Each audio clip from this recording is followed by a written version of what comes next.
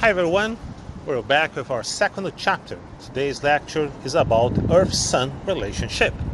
Our learning objectives are to understand and explain systems, both open and closed systems. Explain the different perspectives of geocentric and heliocentric universe theories.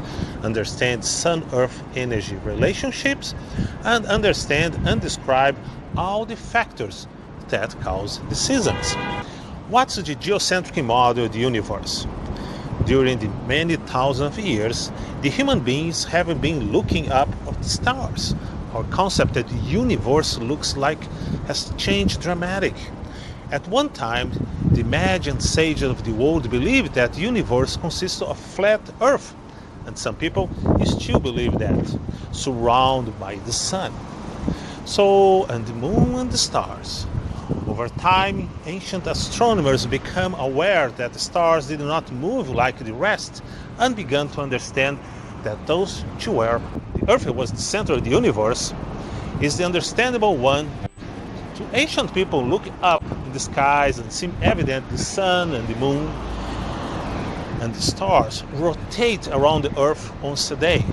For the Earth-bound observer, the ground that they stood on seemed like this fixed point as a reference, a flat plane, which to watch the circling cosmos.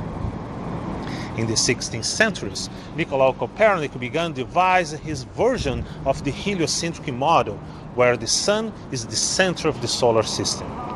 Thanks to the invention of the telescope, ongoing observations about the motions of the planets and do the refined calculations, astronomers would come to understand that the Earth was not immovable. Nevertheless, for thousands of years, the geocentric model of the universe will remain the accepted cosmological system and was used to calculate the position of the planets, eclipses, and other astronomical phenomena. So, our planet is a very complex system. But what is a system? A system is composed of three base elements. First is the set of members or components. Second is the flow of energy to power them. And third is the internal regulation, known as a feedback. Earth is made up of a series of components.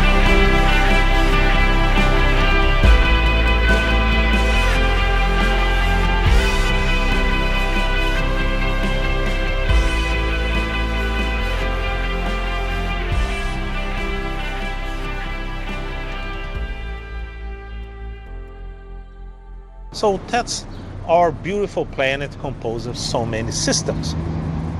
So the function of the systems that are constantly interacting and adjusting to both internal and external factors is the continuous alteration of the circles that produce the environmental conditions that we experience. Systems can be classified as open or closed system. An open system, energy and matter flow through the system boundary. A closed system is a shut-off of what is surrounded, is self-contained in terms of energy and matter, and is very rare found in nature. Think about Earth as an open or a closed system. So think about that. Earth is an open system in terms of energy. Earth is a closed system in terms of physical matter and resources. With every action, there is a reaction, and that can be positive or negative. It's called feedback.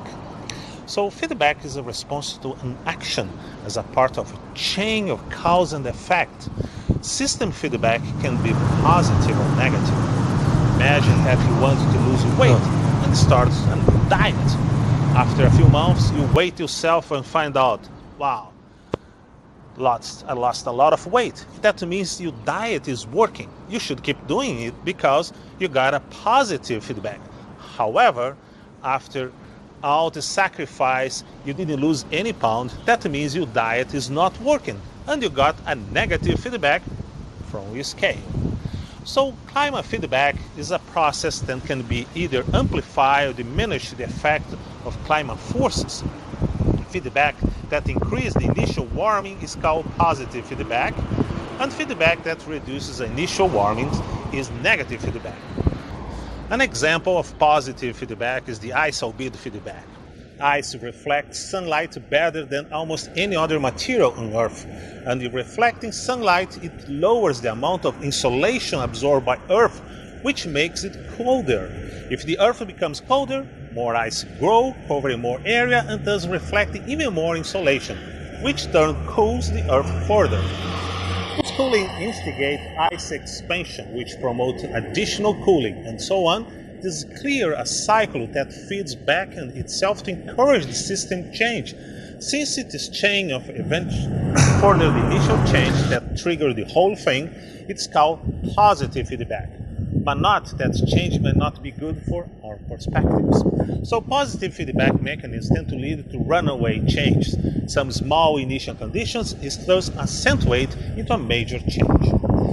Here are examples of negative feedback in nature. The carbon cycle. The equilibrium of this cycle will change in accordance with carbon dioxide emissions. The photosynthesis in plants speeds and responds to increased levels of carbon dioxide. So more radiation escapes into space from the upper atmosphere than in the lower position.